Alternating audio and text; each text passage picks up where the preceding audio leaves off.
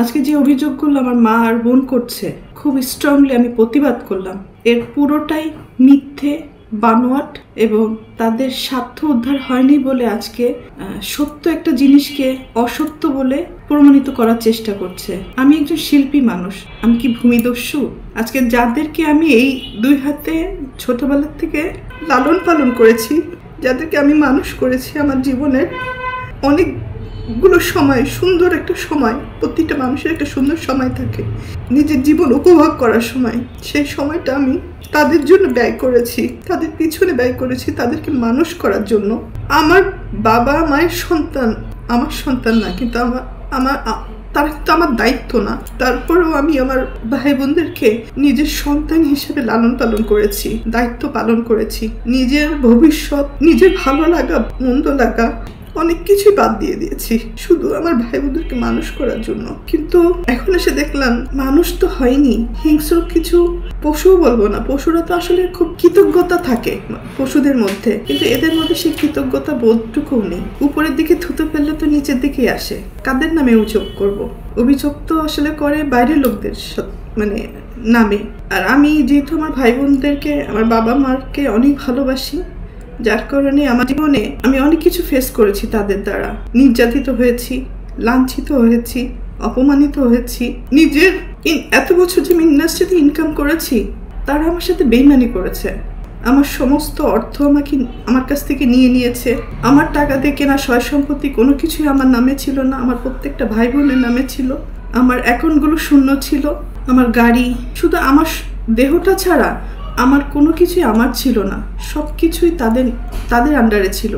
আমিও তাদের আন্ডারে ছিলাম। একটা পর্যায়ে এসে মানুষের জীবনে বেঁচে থাকার জন্য কিছু না কিছু প্রয়োজন হয়, তো বেঁচে থাকার মতো শুধু আমার জানটা ছিল। হয়তো একটা পর্যায়ে এসে যখন আমি জানতে পারলাম আমার পরিবারই আমার সাথে বেইমানি করেছে, আমাকে ঠকিয়েছে, আমার সবকিছু কেড়ে নিয়েছে, এগুলো জানার পরে আমি চুপ ছিলাম। আমি যাদেরকে কোলে পিঠে মানুষ করেছে এই হাত দিয়ে, আমি তাদের দ্বারা অনেক বেশি নির্যাতিত হয়েছি। তারা আমাকে ফিজিক্যালি অ্যাসল্ট করেছে, আমার টাকা চুরি করে আমাকে মারার প্ল্যান করেছে, আমাকে খুন করে ফেলার জন্য টাকা দিয়েছে খুনিকে। আমার আপন ভাই এটার সাথে জড়িত, আপন বোন জড়িত, আর একটা সামিন নামে একটা ছেলেকে পালক নিয়েছিলেন। তারপরেও আমি অ্যাকসেপ্ট করেছিলাম যে ঠিক আছে, একটা মানুষ তো, একটা বাচ্চাকে লালন পালনের দায়িত্ব নিয়েছিলাম। তো পরবর্তীতে দেখলাম এটা যখন হাতে পায়ে বড় হয়ে গেছে, তখন ওই হাত দিয়েই আবার আমাকে আঘাত করেছে। অনেক সময় এইগুলো কিন্তু আমার মুখের কথা না, এটা সত্য ঘটনা। আমি যেখানে আছি অনেক ভালো আছি। অনেক কিছুই হয়েছে আমার সাথে, হয়তো আমি বোকা ছিলাম, আমাকে বোকা বানাতে খুব সহজ হয়েছে। আর আমার যখন একটু চোখ কান খুলেছে, তখনই আমি আমার পরিবারের শত্রু।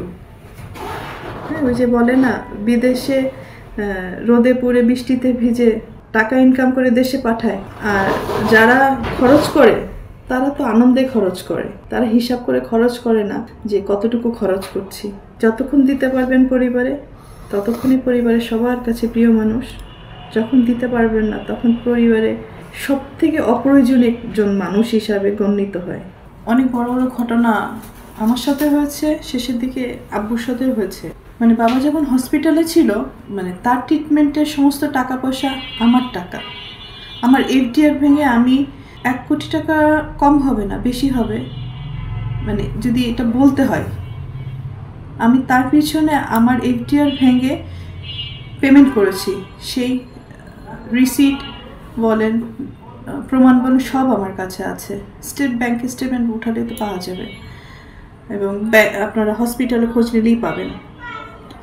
অথচ যার সম্পত্তি নিয়ে এত নোংরা কথাবার্তা হচ্ছে, দখলদারি নিয়ে এত কথাবার্তা হচ্ছে, তারা কিন্তু একটা টাকাও খরচ করেনি আমার বাবার অসুখের সময়। যেই মারা গেল, সেই তার সম্পত্তি নিয়ে ভাগাভাগি করছে, ব্লেম দিচ্ছে, নোংরামি করছে, দখল বুঝে নিচ্ছে। আর দীপু, বাবার লাশটাও ধরতে চাও নাই, আর আজকে বাবার সম্পত্তি নিয়ে কত রকম নোংরামি করছো। কোথায় ছিল এই সমস্ত? তখন একবার চিন্তা করা উচিত ছিল, যার সম্পত্তি নিয়ে তুমি লাফালাফি করছো, ভোগ দখল করার চেষ্টা করছো, সেই লোকটাকে সারা জীবন গালি দিচ্ছ, তার সাথে দুর্ব্যবহার করছো, তার চেহারাও দেখো নাই।